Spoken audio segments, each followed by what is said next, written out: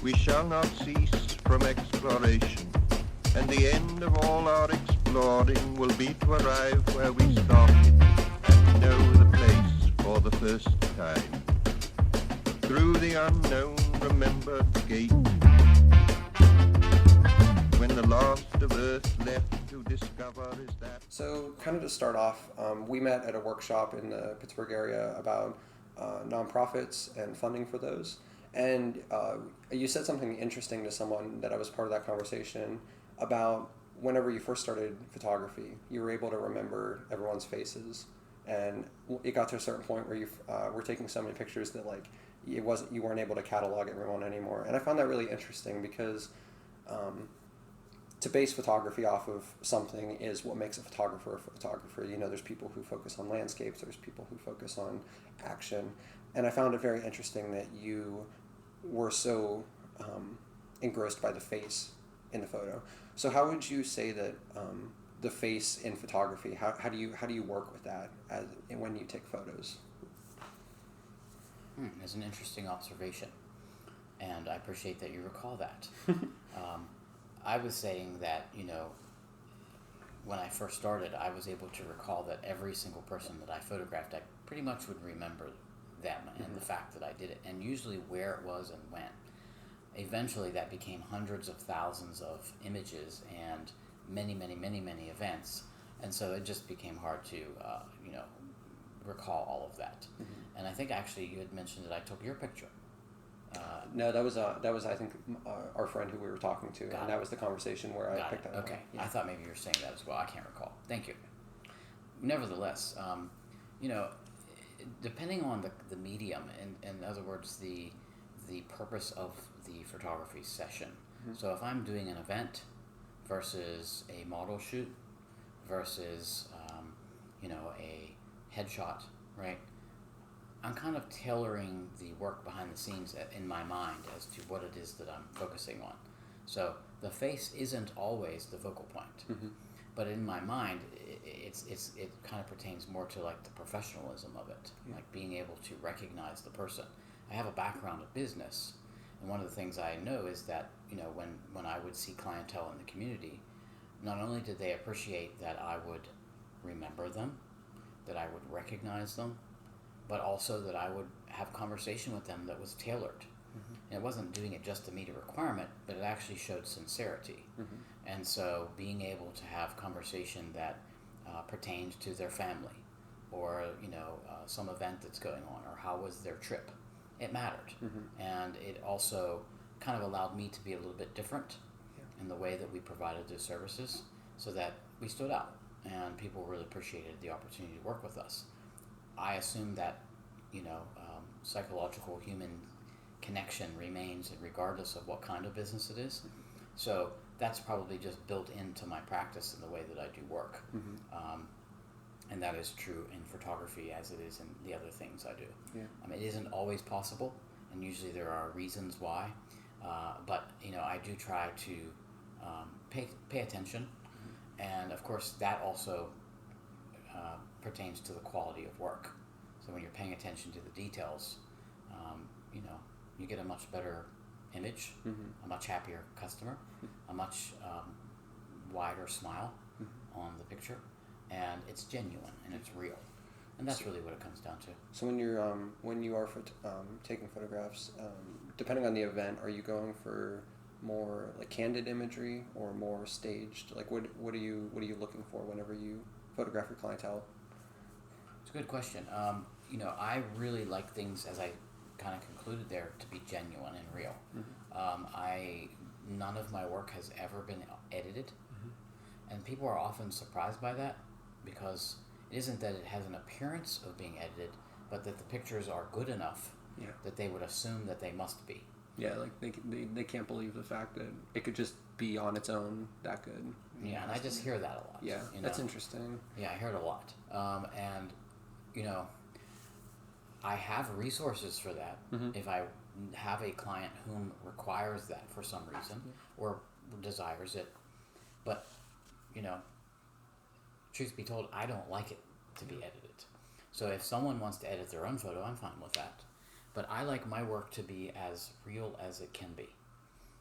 And that means that I have the opportunity to do work up front, whether that's adjusting lighting or understanding the proper usage of my camera or the perspective and the way that we set the situation of the scene up. Those things matter. And again, it's about the attention to detail. But what the result of that is I think something that not only is genuine and real, but again, the psychological effect for those that are involved is that nothing about this is, I'm sorry to use the word fake, but it's not fake. It's not contrived. It's not made up. It's not altered. It's real. And I often explain to my clientele when they, present a bit of fear that well, I'm too heavy. What about my freckles? What about my moles? What about my bags under my eyes? What about I'm not ready yet. My muscles aren't where I want them to be. And also I hear this a lot. Now they're sort of asking me, kind of already knowing my style, but they're asking me, I believe, a little bit of permission, for permission to be okay in that situation. And so I then, come back with a pretty standard series of comments that say, we are capturing you as you are. And you won't always be like this. You might be better. Something could happen and it could get what you would consider to be worse. But it's still part of your history. It's still part of your life. It's still part of where you are. And being able to compare that is really insightful. It's also perhaps motivating. It might help you build some discipline. And so there's a beauty to it. And I'm really quite particular about presenting that and challenging those other ideas, because we live in a society where anything can be any way because we can just alter it. We can, and I don't have a problem with that. I mean, this isn't an opinionated statement. It's merely just my personal preference in the way that I do my work. And I understand that there are lots of different ways to go about things. And there have been a couple of times where I've either turned business away or someone decided that we weren't going to be compatible because they were more interested in some altered state. And that's okay. There's lots of opportunities in the world for other photographers. And so, I don't have issue with that. I'm mostly interested in working with folks whom are okay with things being the way they are and capturing that. And, me helping to sort of make that moment last for them so that they have that record, per se. It's a bit of history in the work that I do.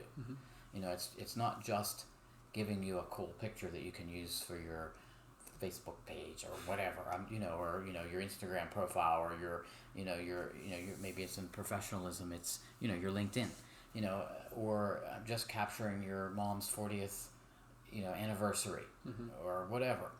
It's not about that only. That's important too, but it's also capturing the history of it. And so when I do work, I'm capturing not just the main subject. I'm capturing what was it like when we were setting up. What was it like? What was happening behind the scenes? Where were you hiding before you came out and revealed yourself to your new husband? What were you doing in the closet with your dad back there while you were getting dressed and laughing and fixing the makeup that got on your blouse accidentally, and all these kinds of interesting things that happen behind the scenes? A traditional photographer really doesn't capture that, because it's work, but it's also you're invading a little bit of privacy sometimes, so there has to be trust. But people really appreciate and respect that, being able to really experience the whole day, because sometimes I'm capturing things that are high energy, that are high intensity from like a nervousness standpoint or an excited standpoint. We're really lacking sleep. It's our wedding day. We're lacking sleep, and we're like, really not absorbing everything that's happening. So being able to go back and watch and see the videos and the pictures of all of the things that were happening while you were standing in the closet waiting to come out. There's a party happening outside. Apparently. While you were standing in the closet waiting to come out to reveal yourself to your, husband to be in a few moments, you're missing a lot of cool stuff that's happening. Right? You're missing your mother-in-law and her son, putting the cookies out on the table at the last minute. right? And it is, and those are important things that we want to capture as well. I do find it interesting too, kind of like with this, I mean, you know, you call it anything, like we can just call it like the Instagram effect of the modern age, or the filter effect, you know, because photography is acting, like you said. It's, you know, it's kind of imprinting your stamp on a time. It's remembering this piece of time forever. As long as you have this photo, you're going to remember that, because along with is you might forget the entire day 40 years later, but you look at that photo and it just brings back a flood of memories. Mm-hmm. So I've always found it interesting how people, we all know that, consciously or subconsciously, that that's how we want to remember things. We want to remember them as they were. So it's interesting that people have this sort of like new philosophy. It's very new. I mean, I haven't seen it before or read about it before. I wasn't there, but that they want to remember life in a very altered way. And I think it speaks a lot to kind of where our culture is, where you don't want to, the people don't want to remember life how it was. They want to kind of like, you know, pull a string here, you know, put a little crayon mark there, you know, make it look nice and presentable. And it's, but then whenever 40 years down the line, whenever you forget that event, you want to remember what happened. You don't want to remember what you thought you wanted to remember, you know, 2 days after when the photographer gave you the photo.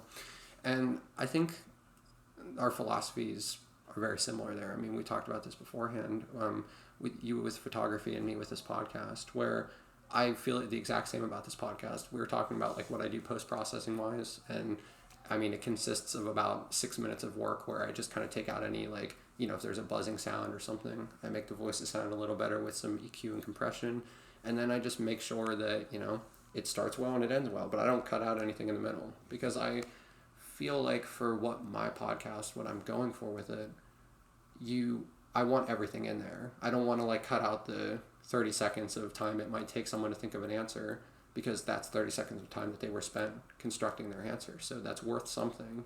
If the answer is worth something, that means that the time that it took to answer that is worth something. I respect that. Yeah.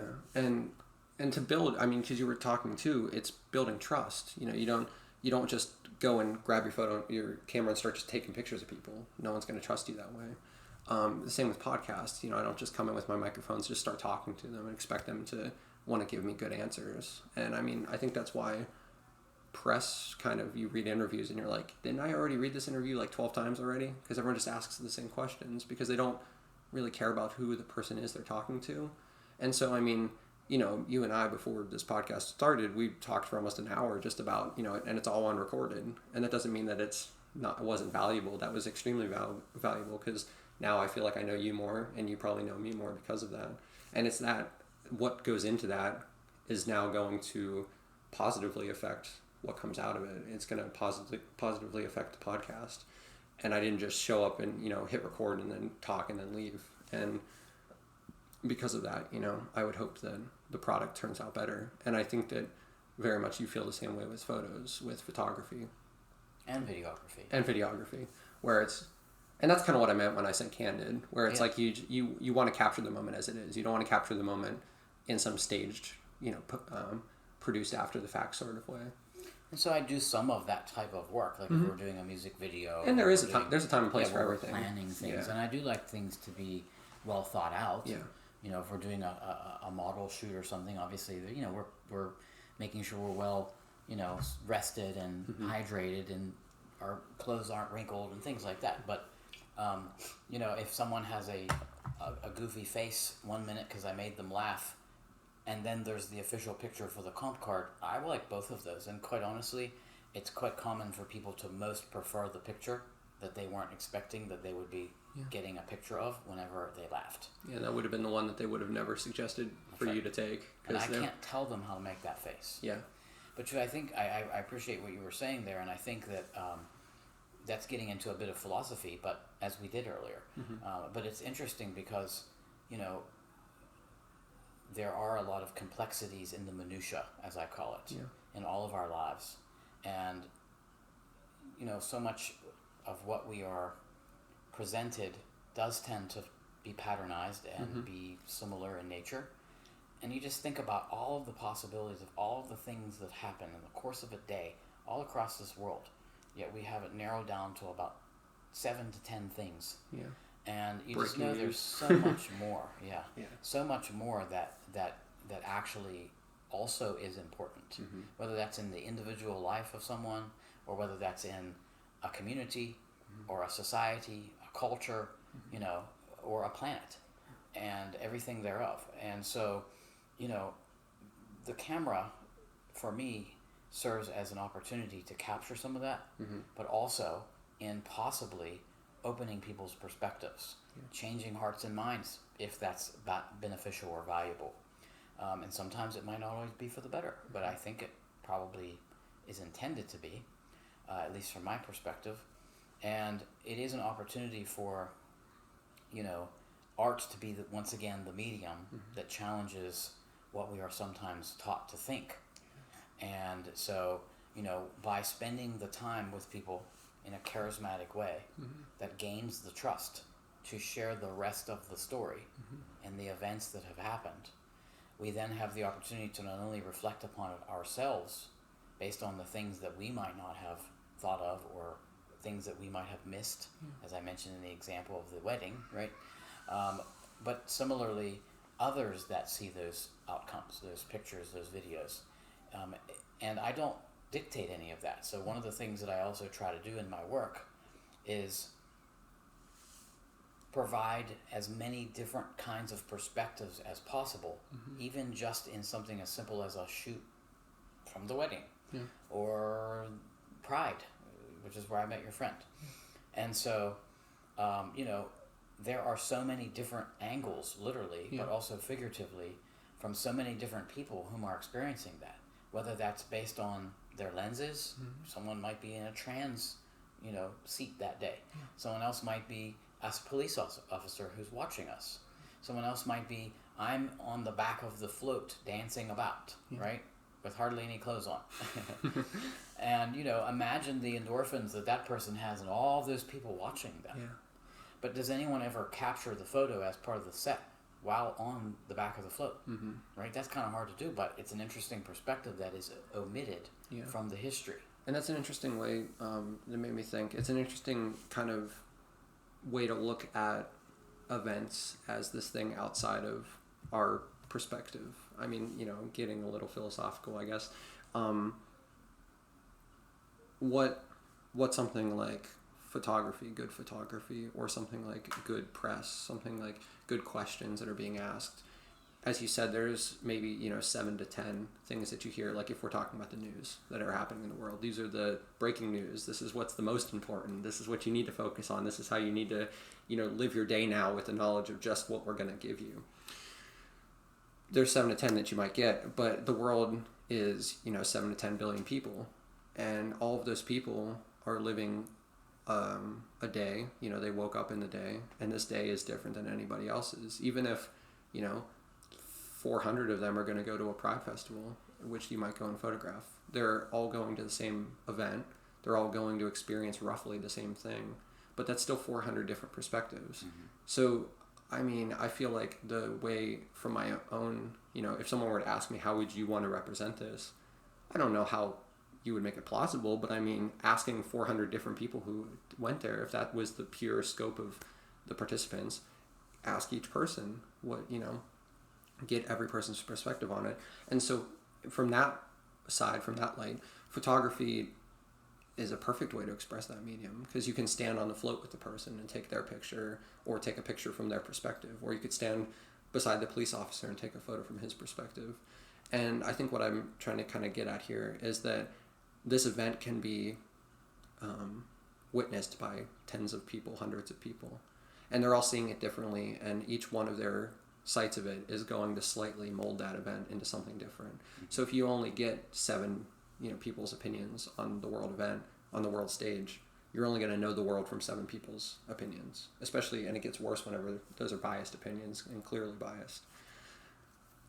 But whenever you start to talk to the individual people, you start to get more people's opinions. I mean, that's mathematics. The more data you get, the less biased, you know, your perspective of it is going to be.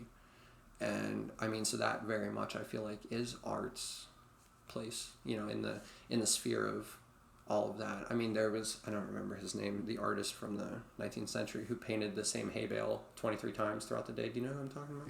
He's a famous artist. If I could remember his name, I would feel really dumb. But he stood at in his farm in front of this, these bays of hail throughout the entire day and just painted them at different times of the day. And that's just a series that he did, was, a hay bale from 23 different times of the day. And I mean, I think that's beautiful, that sort of idea of, this is how we're going to, my computer shut off. This is how we're going to observe this. And, that's, I think, what photography can do. So. Yeah, I mean, and there's so many different styles, and that's okay. I none of this, anything that I ever say is not projected to the industry overall or towards a one-sided vantage point. It's just that I'm kind of always been very different in a lot of things that I do, and there have been times where I wasn't always content with that. It felt kind of like, oh, there I go being different again, But I'm in an age where I'm quite thankful and happy to be that. Yeah. And you learn to love yourself in that regard at some point, right? And so, I've just been able to recognize that, that I'm able to kind of do things a little differently, and if I can, and the other thing that's happening is when you're covering myriad perspectives per se, you're also learning, and so I'm always a very curious person that is very interested in attaining new perspectives of my own. I do a lot of other kinds of work that sometimes that comes in handy for, so that I am able to check my own biases, but also be able to exude more empathy and try really hard to not have judgment, and being able to see so many different kinds of things with the purposeful intention of capturing myriad perspectives just makes for a more well-rounded person, and hopefully a more well-rounded audience. We were also talking about this earlier, but I mean, that's kind of where the danger of labels comes in then, because if someone has been labeled, that I'm the photographer, or, I'm the photographer of this thing, I'm the actor in this thing, I'm the, news reporter in this thing, they're only going to, I think it's a psychological thing, they're only going to look at that thing that they're, trying to broadcast, they're only going to look at it through their one angle, through their one label.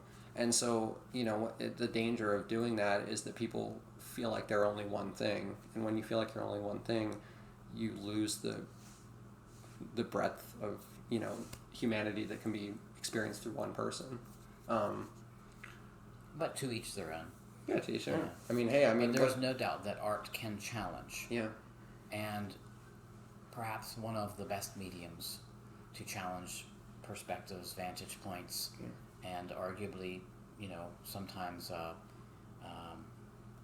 harmful effects of sociological human nature. Art is one of the few mediums that can really, in a way which is not definitive, can challenge vantage points and perspectives, which I think is wonderful. This very much back to the old adage of art is in the eye of the beholder. Yeah. So all that it's really doing is not necessarily telling you what to think, but it is nudging you to think. Yeah. And perhaps think differently. Yeah. And perhaps repetitiveness accomplishes that. And so, one of the cool things about FreePride is that, I don't think I've ever told anyone this, but I'll share it with you. If you think about it, we have now hundreds of thousands of pictures of people from all over the country, but primarily southwestern PA, whom felt comfortable, with permission, much to my surprise in many occasions, sharing the fact that they are proud to be an LGBTQ plus individual, including allies, and were willing to allow themselves to be seen in a place that was conglomerated as such. And I think that's kind of like a really awesome achievement on behalf of where we are in history and in society. But it's kind of, it takes some courage to be willing to do that. Yeah. But eventually, the mere opportunity kind of serves as a suggestion, which gets us to the next level, and there's this accomplishment that occurs, right? and en masse. And, it also allows people to have privacy in going and exploring that. So people whom might have been the ones protesting that the police were standing beside, as I captured those rather unkind signs that were saying things that they very much believed in. But I have a phrase that says, those with the loudest mouths are often the most guilty. I think, it was in Macbeth that he said something to the effect of, thou doth speaketh too much, methinketh, or something. It's similar in that regard. I don't remember the exact phrase. It was Hamlet. Yeah, my apologies. Claudius says it to Polonius. Okay, yeah. Right, it's along the same lines. But is it possible that person saw my t-shirt and went home and looked on that website and looked around and saw the genuine happiness? A lot of other things too, likely, but nevertheless, the history as it was, and had the opportunity to explore and watch the videos and see the entertainment and realize that there was nothing evil or harmful going on, really. Yeah. You might not like it, you might not agree with it, you probably just don't understand it, but it is possible that could happen. And even people from that community have an uplifted vantage point, an uplifted perspective, merely because they had the opportunity to see it in privacy, where no one was going to judge them based on their perspective or the way they presented, etc., and were able to open their hearts and minds because they had the opportunity to explore something that doesn't otherwise exist. Yeah, and when when a person is looking at a piece of art or a photograph of something that they wouldn't have agreed with if they were there, it's interesting because you were saying they can do it in privacy, but what that privacy also allows them to do is to be, and I think this is why, even like just being in an art museum, I think it's a beautiful experience to go into an art museum, like just by yourself and just look at things. Because what it's forcing you to do is it's forcing you to, if you were having a conversation with somebody, it's forcing you to look them directly in the eyes, and you can't take your eyes off of them, because if you take your eyes off of them, there's no one else there. And so whenever someone visits your site and sees the photos that you've taken, they're being forced to look directly in the eyes of these people who they don't agree with, and they might even despise, and they might hate because of the things that they believe. And it's easy to look at that and be like, well, that person is biased, that person's showing extreme prejudice towards these things. But whenever they're confronted face to face, looking down the barrel of that photo that you've taken, that's whenever they no longer have some other person's opinion, some like ringleader's opinion weighing down on them, making them think like everyone else, making them into a sheep, and they just have to be a person. And I think that's... And I would add that they don't have to stand on their soapbox while sitting in front of their computer looking at those images or videos. And that soapbox is an important acknowledgement, because when you have become known for something and you become it, you now have to stick with it, because now you've become so well known for it that if you change it, you are admitting defeat, which human nature doesn't really like to do, particularly with the type of personality trait that wants to do that other thing. And so as a result, you end up having, that's partly why I called it FreePride, right? It's free to look at, it's free to see. It allows people that couldn't participate to be there regardless. It didn't cost anything. And, I can't do everything. I can't cover everything. But I've donated all of that. And, it's a way for just a lot of complexity to be perhaps better understood. And, there's so many colors and flavors and styles and things to see. And we all have a lot of judgment. And, when you're dealing with demographics that have had a lot of rejection, it creates a lot of residual effects that are not only completely directly understood, but things that carry on for years and generations. And there's so many instances in our societal history of that. But particularly in the LGBT community, we tend sometimes to show hatred towards each other in different ways. And I understand that, because I've been the recipient of that myself on many occasions. And again, a lot of complexity there. But, the idea is when we have a chance to look at all of those colors and flavors and styles and uniquenesses and interests, it allows us to realize, like, wow, there are a lot of different kinds of people in the world, just let alone in my own little group of people, right? And maybe we don't have to be so judgmental. Yeah. Maybe it's okay if I want to wear a pup mask. I mean, it's whatever. If that's what floats your boat, go for it. There's lots of people on my website that are doing that. Yeah. You would never in a million years think that would have happened 20 years ago. You might go to the Giant Eagle and see someone wearing a pup mask. I've seen it happen. Yeah. We live in a very different time. But because we are a large, small city, or maybe a small, big city, you know, we sometimes aren't quite as state-of-the-art as maybe if you were in New York or something. Yeah. So these are ways to help, cultivate different perspectives and ways of thinking, with the ultimate outcome and goal of really just having more love and less harmful behavior towards each other, whatever that might be. Yeah. I think the reason why that sort of idea might scare people, you know, it might make people who are more, when I say conservative, I don't mean like politically conservative or anything like that, just more, you know, bounded by traditions, I guess the reason, I think maybe the reason why that, just any sort of movement like that, and why its expression, I mean, because that's the popular thing you see all the time is, you know, people are doing the work you're doing, and then someone comes around and says, well, you shouldn't be doing this because, you know, it's offending, normally they say it's offending me, and it's like, well, I'm sorry it's offending you.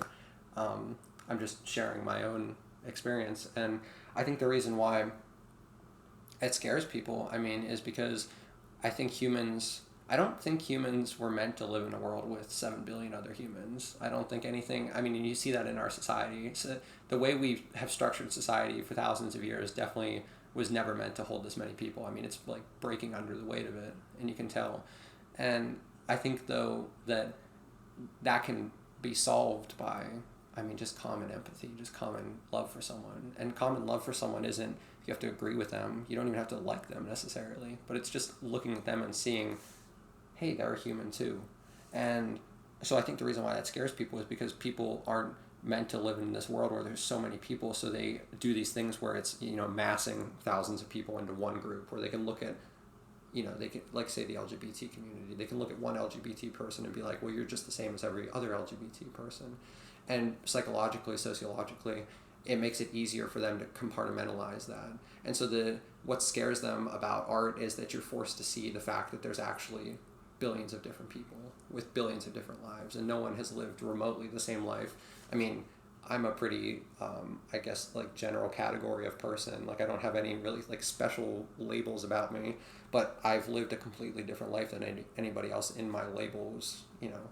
And it's because labels are just labels. They're not a person. It's just, and, you know, my full collection of labels doesn't make me. It just makes my full collection of labels, you know, a white, well-educated, I guess, man, you know. That's, you know, and if you just see people like that, you're going to miss out on so much. And I mean, I think that's the beauty of photography, of art, of writing, you know, because you're forced to either see the person who's producing the art's perspective, or you're forced to see the perspective of the person they're representing. So, yeah. Interesting. And, you know, I'll speak, you know, to your earlier point. I don't just work in the LGBT community. Oh, yeah. So that allows me to take those same principles and apply them to any group that I might be working on behalf of, or, you know, I kind of, I'm just using that one as an example because that was kind of my founding project, and that was done as a way to, you know, create presence, and also the beginnings of, you know, building a business that can accomplish it by one means through others. But, you know, so I am able to take those mindsets and carry them across to whatever clientele I might be working with, whether it's corporate or someone on either side of the aisle, as it were. But yes, I am in agreement with you on those points. And like I said, the complexity of the minutia, as I like to call it, is really something that matters. In other words, when we understand context rather than surface, we are much less likely to be judgmental, even if it hurts. Yeah. Meaning we feel it on the inside because we know we're no different. Because really, while we have so much that's unique and different in each of our respective lives, generally, I think that we mostly have more in common. Yeah. And that goes back to times when, yes, the majority of our history of human existence consisted of villages of approximately 150 people, and that's about how many people you can care for, whether that's physically or mentally, right? And and so if you think about how many people you have in your life that you are close with at different rungs, it's about 150 people. Yeah. But yet we have thousands of people that are just within blocks of this building. Yeah. I mean, I'm a member of a society of the community next door, 2 blocks over. Been a member of that for like 20 years, and I just love it to death. And I always go to all their events and things. There's hundreds and hundreds of people there. I don't know them all. Yeah. I don't care about them in a way that I like, attend all their events and their holiday parties and their, but we can though go beyond those 150 people and still show compassion and care as needed. Yeah. And I think that it can be applied towards whatever the populace is on the earth. I mean, Generally, from we that, have all that in common. Yeah, and from that point of view, the only way then to be able to have more than 150 roughly people in your life who you do care for, even if you aren't able to, be a consistent part of their life, is like you said, it's to have these basic tenets of, if you see them, you need to be able to see everybody as an individual, even if they share a lot of things with other people. And it's and once you're able to do that, it doesn't matter how many people you come into contact with throughout your life, they're all going to be someone who, even if you only see them for 3 seconds, you're able to show them 3 seconds of just common humanity. Definitely. Yeah, I was trying to think. Yeah. Let me think. Coming back to work. Yeah. This is the quiet that I don't like to cut out of episodes. Just Okay. that like that. Would you like me to pivot and tell you a little bit about my incubator? You can do that. I was gonna ask you about that. Let's do that. Unless you have a more proper question you want to cover. Yeah. Okay. Well, and so all of that said, that's just one of the things that I do. But now you kind of understand my why a little bit. Yeah. And zooming out and looking at a bigger picture, probably even more of a why comes from the work that I do in running an entrepreneurial incubator, which also is supportive towards what we call officially under-resourced or underserved populations, right? If we're writing a grant, that's the language we use.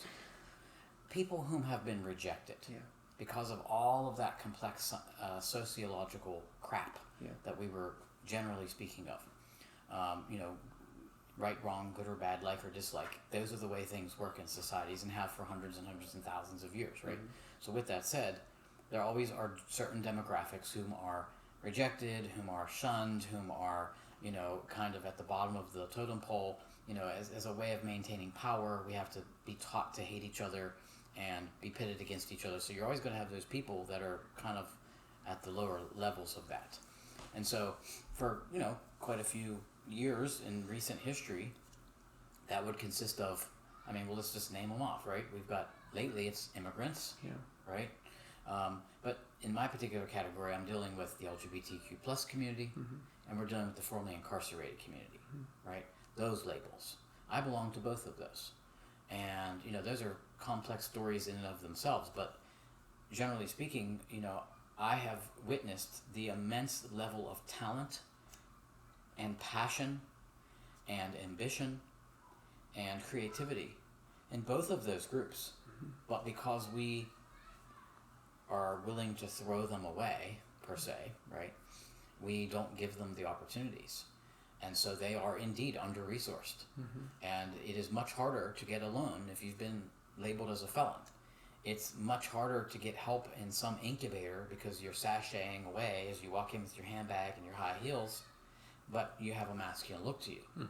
And people don't know how to resolve that. They don't know how to handle it, and they've been taught to think a certain way, so it creates awkwardness, and then they're kind of not, we'll use the word woke enough to know how to speak the language, and now you're causing trauma and harm and triggering and then it becomes an escalated, unfortunate situation. That isn't always the case, but generally, these are the things where we are, at least in our city, in our era of history, in our cultures. And so, I did my homework, we'll just say, and kind of tested the waters to see what was out there, how people responded, what they were willing to offer, and how that changed once they were aware of labels. And that's the nice way of saying, ultimately, I realized that what I was hoping to do was create an entrepreneurial incubator that allowed people to take their creative gifts and talents and turn them into something successful, so they don't have to be miserable in their day jobs and they can actually, enjoy what they do. I told you earlier, I'd mentioned the philosopher John McKnight. One of the best books I read is called The Abundant Community. And one of the things that I realized I was doing, but kind of had never narrowed it down so simply, is that when you focus on gifts and talents, people's flaws and their faults and their sort of negative things, they take a back burner. Yeah. And all of a sudden, the excitement happens, right? And people get really excited. But, it's hard to be a drone in the typical systematic job world that we live in if everyone's doing that creative thing. Yeah. But yet, America is a place known for its capitalistic entrepreneurialism. And so, I just found that per capita, most of my LGBT friends, and definitely my fellow formerly incarcerated people that I've come across, do not have as easy of a way towards entrepreneurship. Yeah. So this was like when I did my homework, I sort of realized this does not exist. So in order for me to overcome the rejection on behalf of all of us, I had to create it. And in so doing, was able to, over a course of some iterations, create what is now known as Break It Entrepreneurial Incubator. A friend of mine once said to me, Jeremy, you have a lot of irons in the fire. I know you kind of have to, but you got to make sure you take time for yourself and give yourself a break. And when he said that, I think I like that word. And it just kind of dawned on me, and for some reason the word break it came to mind. Because it's like, when we when we look at the experts who sit around the table, who are not only resolving our problems, arguably the same problems that they often help to create. Yeah. But that's a separate story for another day. But they often are not interested in the people who have what we call lived experience to provide insight on that. That is beginning to change, and I'm very thankful for that. But a lot of times it's being talked down to us rather than incorporated. And so this idea comes back to, I always say that we all sort of know in today's day and age that the system is broken in a lot of ways. But when you study the philosophy, you understand the system is doing exactly what it was designed to do. So the solution to our problems is our community, our village, our 150 people, and more. The solution is in the community, the nonprofits, the schools, the churches. My background is in nonprofit. I mean, I have entrepreneurial background, but I also have nonprofit background. I served on about 35 boards of nonprofits over the course of 25 years. And, and I saw wonderful things happening. A lot of complexity and, craziness too, but a lot of really good outcomes.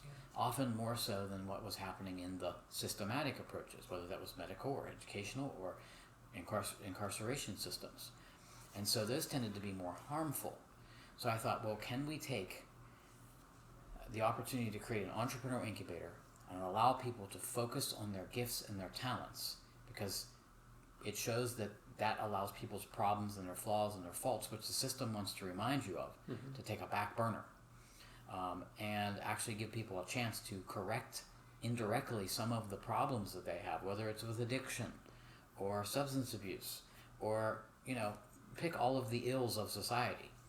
And all of a sudden now people have something to be excited about because they own it, because it's theirs, because they genuinely love doing it, because it was a God-given gift, right?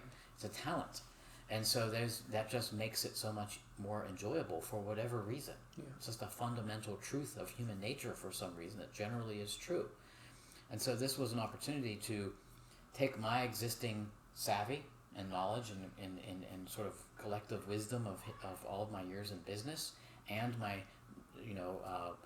nonprofit experience and consulting work that I did, and be able to meld that into my own entrepreneurial incubator that is designed to challenge perspectives ultimately with success stories of people whom have started companies and organizations whom are doing the corrective solutions to our community ills, and be able to take those success stories and go back to the system and say, hey, now do we have your attention? We want a seat at the table because my people know how the system is broken. We want to help rebuild it better. So it's called Break It, so that we can rebuild it better.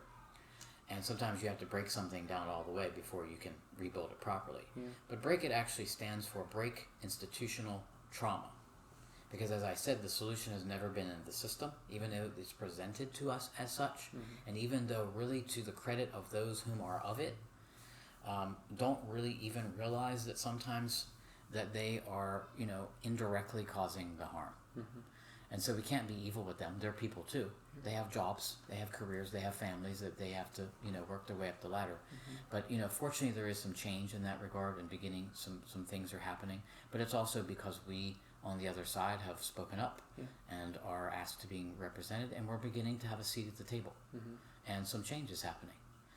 The key is that we have to make sure that now that the light is shining over here at this area, where so long it didn't, that we don't forget to be looking at what's happening over there. What are they conjuring up over there that we're not paying attention to? That's going to be 20 years from now what we're having to try to fix then. That's the thing that we tend to forget. It's whack-a-mole. So how do you shine the light on everybody then? Well, it isn't so much shining the light on everybody. It's just the problem is that because we live only so long, that society, history repeats itself because we forget. We forget. And so I think it's important to not only do the thing that we're trying to fix or whatever it is, but we also have to instill the knowledge to transfer it down. And if you look back at, ancient societies, there are cultures that did that. We really don't encourage that too much today. And then we're also inundated with all of the knowledge that exists in technology. I think one of the first things you said to me here today was, we don't always have the ability to share the wisdom. We have infinite access to knowledge, but little access to wisdom. Right, and so we continue to repeat those same failures and wonder why it is that we are struggling. And obviously there are economic attachments that make that, viable for some folks who have that power. But generally speaking, I think being aware of something and being reminded of it is a way to stay on tabs of it. Whereas we tend to, when I go into meetings and I hear conversations about fixes, I don't always hear that part. Cool, we're fixing this now.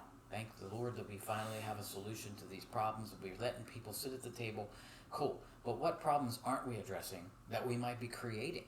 For every action, there is an equal and opposite reaction. We have to be mindful of that. And so, it can get complex at times. Because, you're also dealing with lots of different knowledge levels and lots of different perspectives. But I just think that at the end of the day, when you're doing systems work, if you realize that the solution is in the community, what you're really saying is the solution lies within the people that are dealing with the problems, who know the answers to the questions that we're trying to ask about how to fix those problems. You have to go to the source. And I found it really interesting when you said because you directly phrased it in a way that I found interesting, where you said that history repeats itself because we only live so long. And I never thought about it in that way before, because I think when people say history repeats itself, they think of it as as if humanity is like one organism that's kind of just like rolling over itself over and over again, and is never actually like able to develop further. But if you think of it in that way, where history repeats itself because each individual person doesn't live long enough, I find that it's a bit of a pattern. I find that interesting because it seems as though we get cut off at roughly somewhere between 70 and 100 years, and whenever you meet someone who's lived a full life, where by the end of their life they have experience just coming out their ears at that point, you talk to them for 30 minutes and you feel like you've talked to someone for a month, and then as soon as that happens, it's like it gets cut off. And I mean, not even talking about people who lose that even earlier, for tragic reasons. But it is interesting. It seems like whenever people talk about this, this prevailing human condition that we all kind of have, they always talk about the human condition as just terms of, the suffering of humans, but really I feel like the human condition is just the fact that we are immortal, and that the mortality is only 70 to 100 years. And 70 to 100 years is a lot of time, but the problem is, it takes, the problem, depending on how you look at it, the problem is that it takes, it could take someone 20, 30, 40, 50, maybe even 70 years to really figure out who they are. And I guess tying it back to art and to just the acquisition of knowledge that turns into wisdom, is that what society is doing, it hasn't always, I don't think, done this, but it has been doing it a lot recently, by gatekeeping off wisdom, by only giving people knowledge, by making it difficult for people to live a realized life, and it might take them so much longer than it would have otherwise. It's forcing people kind of to trip. You're not allowed to stand up straight because you're not being given the things that humans need to be able to turn into a fully realized human. To turn into a fully realized human, it's like a plant that needs water. If you're not giving the plant water, it's never going to grow, and all it's going to do is turn closer and closer to the window that it's growing beside, because it needs something. It needs this, so it's going to go for sunlight, but it can't just survive off of sunlight. It needs to survive off of water as well. I think to segue kind of a little bit away from that, I did want to ask you, because we've been talking a lot about learned experience, knowledge, wisdom, and you brought up a couple books that have been very big influences on you. Kind of like, what is your your desk side collection of, like, you would say the most important books in your life that have impacted the way that you've thought, who have turned you into the person you are now? Sure.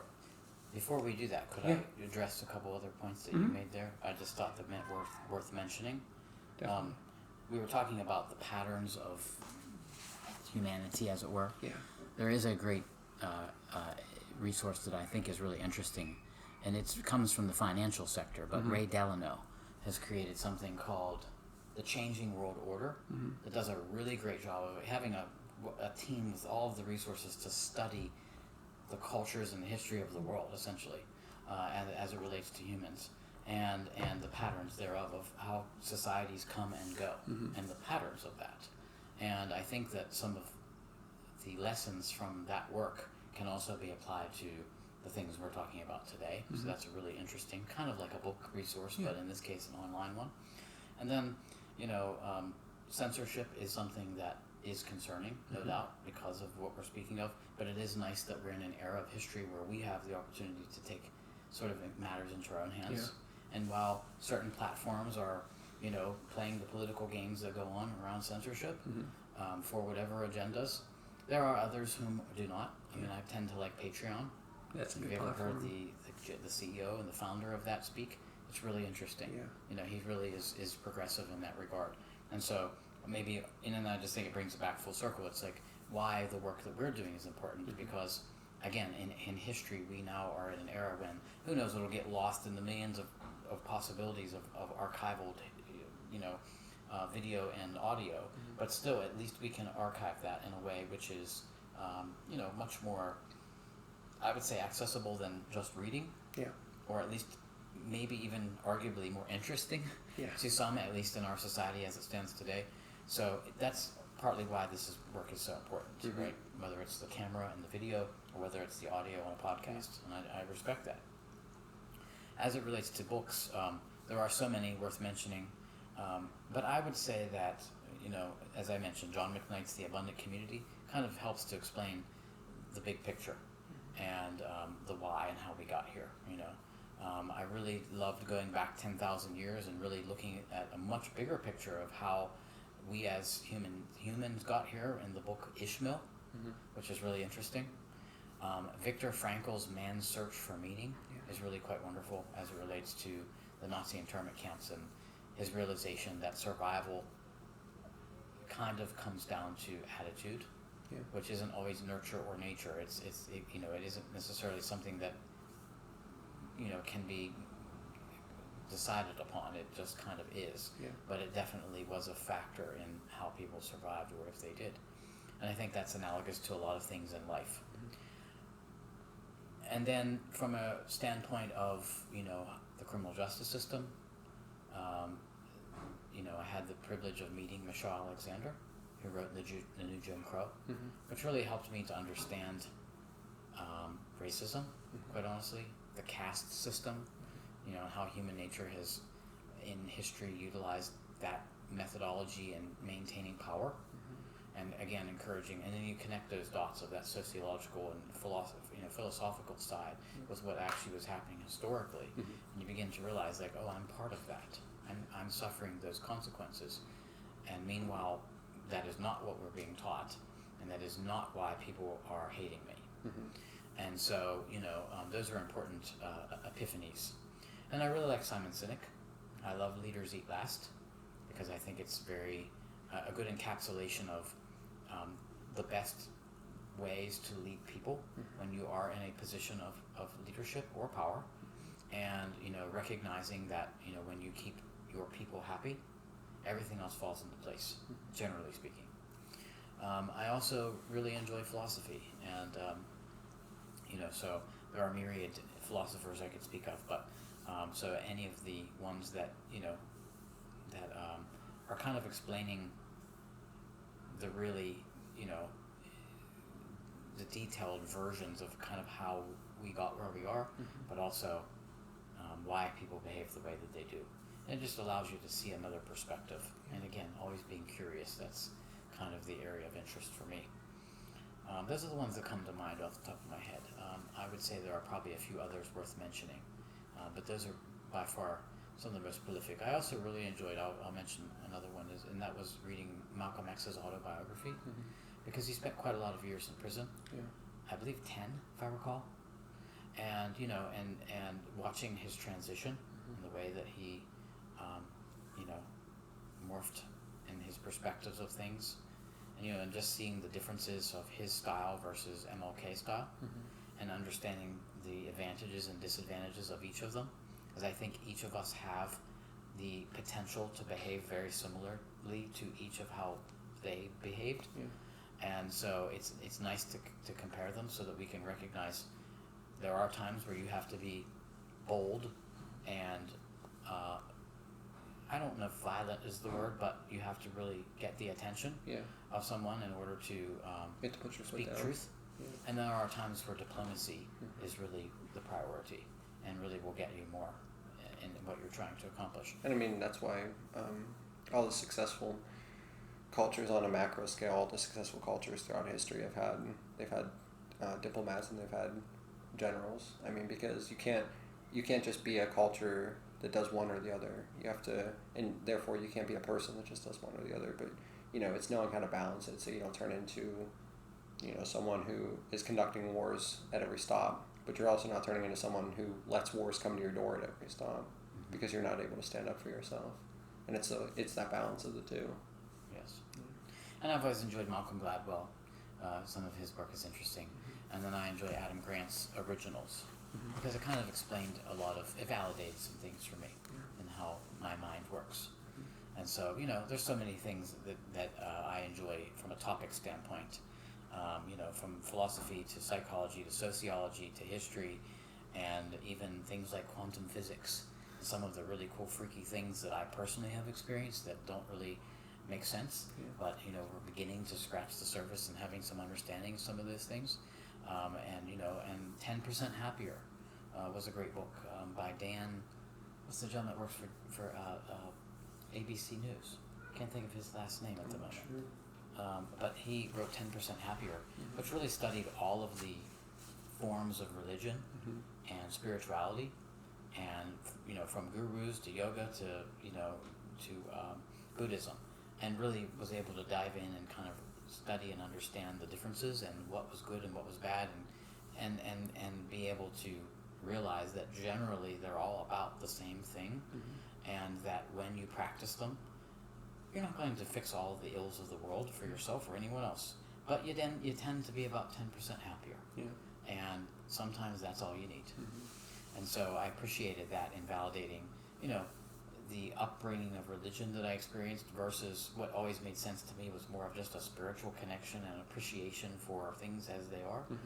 And it allowed me to have without having to spend many, many years studying them all directly, Yeah.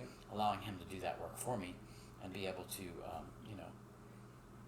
have a more well-rounded perspective on the subject. So that's a pretty good list, I'd say. Yeah, it definitely is.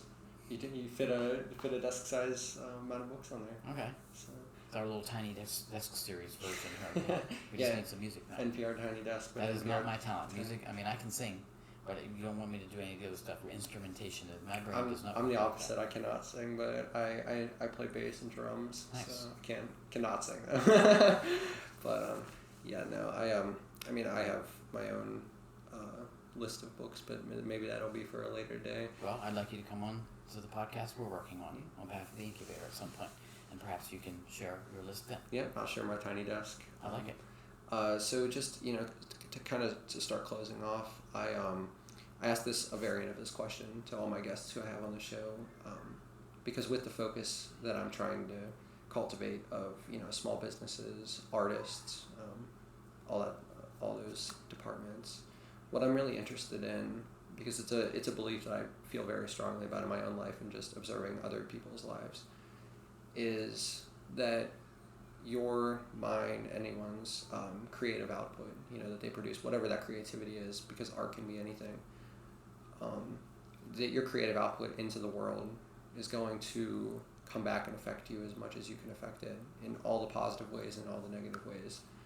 It's like you said, every action has an equal and positive reaction, or equal or greater reaction. So how, maybe just to summarize what we have talked about, how has your creative output into the world come back and positively, negatively affected you? How has it made you realize who the person was who originally made the jump into all the things that you do? Well, there's a lot of specificity I could share, but I'll keep it simple. We'll do the negative first. Yeah. I try not to focus on that, but just generally, when you are out there, when you put forth the effort to, even if subtly, cause change, or challenge perspectives, or showcase other people even and success, it puts you into a position of vulnerability in some ways. Sometimes it puts a target on your back. Sometimes it elevates something you might not really want to have elevated. But I think the risk of that and the consequence of that is far worth the reward versus the reward. And so, integrity and leadership involve challenge and, and courage. And I kind of think that I know that not everyone is capable of exhibiting some of those characteristics which are vital in causing change, and for whatever reason I've always had that ability, and so I take it on with a responsibility and feel that it's important nevertheless. So I trudge through the bushwhacking of the forest where there is no trail nevertheless. And that leads then to a very positive, bright area once I've gotten to this path created. And that essentially says that I have made smiles on faces so many times of people who really might not have had confidence about themselves. And all that I'm doing when I hear them say, "Oh my God, it looks so good. Oh my God, I didn't think I would like them. I mean, I told you no, but I let you do it, and you're right. These look great." And I say, all I'm doing is capturing what I see. Yeah. There is beauty. And when that light bulb comes on, that moment is what makes it all worthwhile. And that really encapsulates the whole thing. I love that. To add on to what you were saying, I think it's really cool and really important to have the philosophy that you were talking about of being the person who's going to cut a path that doesn't exist. It isn't there. There's no sign of a path, but you're going to make it. You're going to get your machete and you're going to cut it open. And there are daggers coming at me sometimes while I'm on the way. The jungle's a dangerous place. It is. And I think it was really cool that that's how you ended it, because before we started the podcast, you were talking about how in our area, in the Pittsburgh area, you found that little mini desert that no one else knew about. Because I love to explore. Because you love to explore, you love to look for the paths that no one else finds. And from finding that desert, you found that stone that we weren't able to identify, and it came from the slag from steel mills. And kind of what that makes me think of is you can have the compound of all human error perfectly encapsulated within the slag from a steel mill. I mean, what's worse for all of that the environment than is not something beautiful. Yeah, than the expulsion from a steel mill. That's what we get. But then, 50, 100 years later, you find it and it's beauty. And I think that that's what art is, beyond being, a museum piece or beyond being a resume filler. That's all just superficial parts of art. But what it is it can ossify these disgusting, these repulsive, these crazy, these amazing, beautiful parts of human nature, and given enough time and pressure, it makes them into beauty. Kind of like a diamond. Thank you, everyone, for listening to this episode. I hope you enjoyed this conversation, even though it was longer than the previous episodes and might be one of the longer ones for a while. I think there was a lot of really good stuff in here. And, I think you can tell that something's good when you don't have to use your script that much for it. And I don't really think I asked him any of the questions that I had pre-planned. But the conversation chose us and took us in the way it wanted us to go. So I hope that was entertaining to listen to. Anyways, I don't have anything else to leave you guys with except for have a good day, everyone.